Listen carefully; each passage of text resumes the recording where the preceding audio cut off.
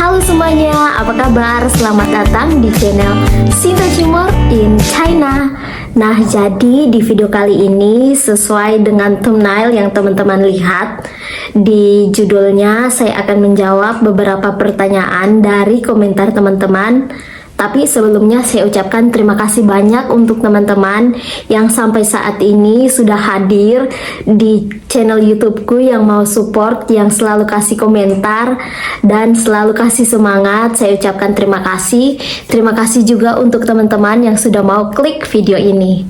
Oke, jadi di video kali ini juga saya mau menjawab beberapa pertanyaan yang paling banyak teman-teman tanyakan di akun channelku ini. Nah, yang paling utamanya itu bagaimana awal mulanya atau cerita tentang pertemuan pertamaku dengan suami. Tapi sebelumnya saya mau memperkenalkan diri dulu. Nah, saya asalnya dari Indonesia, tepatnya itu di Sulawesi Tengah, daerah Morowali Utara. Jadi saya adalah anak bangsa asli Indonesia yang sukunya itu suku Mori. Nah, suku Mori ini merupakan suku asli daerahku. Kebetulan di channelku ini juga namanya Sinta Cimor in China. Nah, Cimor ini sebenarnya bukan nama asliku. Cimor ini punya kepanjangan tersendiri untuk saya. Cimor yang kepanjangan itu Cina Mori. Nah, Cina ini dari pihak suamiku, sementara Mori ini merupakan pihak saya yang sebagai identitas pribadiku dimanapun saya pergi, karena Mori ini merupakan suku asli daerah kami. Jadi teman-teman, saya juga basicnya itu tidak ada Mandarin, karena ada juga yang bertanya apakah saya itu les Mandarin atau apa. Secara pribadi sampai saat ini Mandarinku itu sebenarnya kurang atau tidak terlalu bagus. Untuk levelnya itu tidak terlalu bagus, bisa dibilang itu mungkin setengahnya lah ya. Untuk level Mandarinku setengahnya, karena memang level bahasa Mandarin ini punya 4 nada. Jadi sampai sekarang saya itu masih belajar secara otodidak.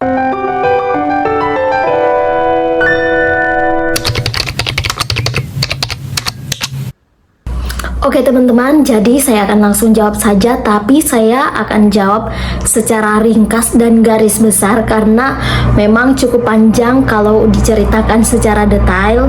Nah, jadi di tahun 2020 waktu itu masih pandemi, masih corona. Nah, dia ini datang bersama rombongan, suamiku saat itu datang bersama rombongan beberapa orang, sekitar 50-an orang. Nah, saat itu mereka masih dalam proses menjalani karantina selama beberapa hari, dan pada saat itu saya bekerja di dapur bersama satu orang temanku dan satu orang tante yang orang Cina. Nah, saat itu mereka masih proses karantina dan kami mengantar makanan untuk mereka. Dan itu pertemuan pertama kalinya saya lihat dia. Tapi pertemuan itu hanya sekilas, tanpa jejak, tanpa bekas apapun. Hanya cukup mengantar makanan dan kami itu pulang kembali bekerja. Nah, beberapa hari kemudian setelah proses karantina ini selesai, ternyata dia itu datang ke dapur dan memasak di situ. Jadi pada saat itu saya baru tahu ternyata dia ini pekerjaannya seorang chef. Nah, beberapa lama kami bekerja, mungkin sekitar 1,5 bulan kami bekerja sama. Dari Oktober, 28 Oktober dia datang, beberapa hari kemudian November, Desember. Di pertengahan Desember itu saya berhenti kerja dan kembali lagi bekerja di bulan Februari 2021. 2021 kembali bekerja Februari 2021.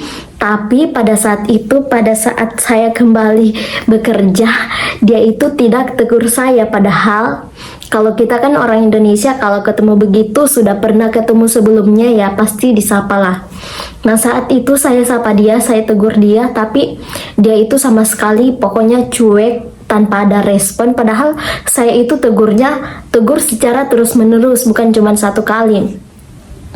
Nah, beberapa hari kemudian dia baru respon saya bicara, dan saya tanya sama dia, kenapa Waktu saya pertama kali datang beberapa hari yang lalu, kamu itu sama sekali tidak ada respon bicara dengan saya begitu.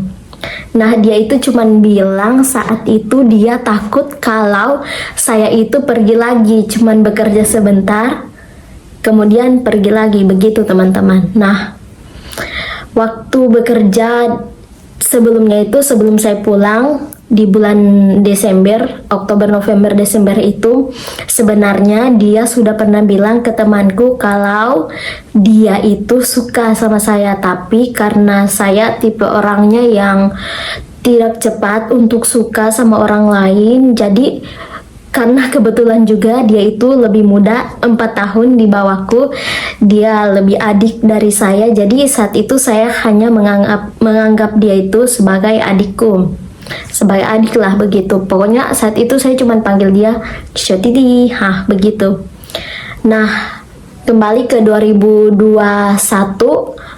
Februari saya kembali bekerja, dia bilang begitu, dia bilang katanya dia takut kalau saya itu hanya bekerja sebentar dan kemudian pergi lagi. Nah, beberapa selang waktu kami bekerja bersama, kami setiap hari bertemu, dan saya lihat, saya nilai perlakuannya ini baik sama saya, anaknya juga baik, sopan, terus perhatian lah. Pokoknya caranya dia perlakukan saya itu baik, dan kepribadiannya yang saya nilai saat itu baik, dan syukurnya sampai saat ini kepribadiannya itu sama, tetap sama dari dulu sampai sekarang. Dan akhirnya di Maret, April, Mei, bulan Mei 2021 di tahun yang sama dia memutuskan untuk datang ke kampungku di Morowali Utara itu yang 3 jam dari tempat kerjanya kami. Dia datang dan saat itu dia bekerja bersama, kebetulan saat itu ada papanya dan juga kakak sepupu, jadi mereka datang ke daerahku. Nah, waktu mendengar perkataan ini pertama kali, jujur saya itu agak kaget, dan saat itu saya bilang ke dia seperti ini, kami ini bukan berasal dari orang kaya, pokoknya kehidupan kami adalah kehidupan yang sederhana lah, seperti itu. Tapi dengan meyakinkan, dia itu berkata bersama papanya, mereka itu berkata begini, kami tidak peduli kamu itu berasal dari keluarga mana, keluarga seperti apa, apakah kamu kaya atau miskin, kami tidak peduli. Yang kami peduli, apakah kamu itu orang yang baik atau tidak. Nah, dari saat itu saya tersentuh, dan ya, namanya juga jodoh di tangan Tuhan. Akhirnya dia datang ke rumahku, dan akhirnya di bulan Juni 2021 kami menikah di Indonesia. Setelahnya itu kami bekerja sejalan seperti biasa, bekerja selama 1 tahun. Akhirnya di 2022 di bulan, saya lupa bulan berapa, pokoknya 2022 bulan 8 atau akhir bulan 8 atau awal bulan 9 dia kembali ke negaranya, ke Cina bersama orang-orang perusahaan, dan saat itu akhirnya kami jalani namanya LDR. Dia di Cina, saya di Indonesia. Saya juga saat itu kami, karena proyeknya sudah selesai, pekerjaan proyek selesai, jadi saya pulang ke kampungku, dia pulang ke Cina. Nah, selama beberapa bulan itu, 4 bulan, kami menjalani yang namanya LDR. Jadi saat itu saya belum bisa ikut dia ke Cina karena memang masih masa corona yang masih, pokoknya penjagaan yang ketat saat itu, dan juga kebetulan dokumen kami saat itu belum lengkap. Akhirnya di tahun itu juga, saat dia pulang ke Cina, dia mengirim dokumennya itu KTP, paspor, pokoknya dokumen-dokumen penting yang dibutuhkan. Nah, akhirnya dengan perasaan yang cemas karena ini dokumen penting, takutnya itu hilang atau tercecer di jalan saat proses pengiriman. Tapi syukurnya saat itu akhirnya sampai juga, dan singkat cerita dokumennya selesai saya urus di awal Januari 2023. Ya, saat itu 20 Januari 2023 itu pertama kalinya saya itu datang ke Cina. Pertama kalinya saya datang sendirian tanpa pengalaman ke luar negeri, tanpa ada yang temani. Pokoknya modal nekat dan beranikan diri untuk datang sendirian ke Cina ini. Tapi beberapa bulan kemudian kami menjalani proses LDRan lagi. Pokoknya kehidupan kami beberapa tahun terakhir ini pokoknya pulang balik Cina, Indonesia, Indonesia, Cina, karena pekerjaan juga. Dan kebetulan tahun lalu mertuaku itu yang laki-laki, dia itu pergi kerja dan pulang kerjanya itu kecelakaan, kakinya patah, dan kami ikut membiayai perawatan. Makanya kami harus pulang balik Indonesia Cina untuk mendapatkan pekerjaan, ya pokoknya untuk mendapatkan penghasilan tambahan saat itu. Nah, sampai akhirnya November tahun lalu kami pulang ke Indonesia, beberapa kali balik ke Cina. Terus ini yang terakhir kalinya dia itu balik di bulan 5 kemarin, dia lebih awal baliknya. Saya kembali ke sini baru 2 bulan yang lalu, pokoknya baru sekitar 2 bulan yang lalu ya. Dan di tahun ini juga untuk pertama kalinya, karena saya juga sudah bisa mengajukan resident permit, jadi mungkin untuk pertama kalinya ini saya akan tinggal lama di Cina. Seperti itu ya teman-teman. Jadi semoga penjelasannya ini jelas, semoga teman-teman jadi tidak penasaran lagi. Oh iya, untuk teman-teman juga yang ada yang komen bahwa dia itu sudah dapat atau sudah, dia komentarnya begini, Ibu Umi, kalau tidak salah Umi Nabilah atau ya pokoknya kayaknya seperti itu nama akunnya.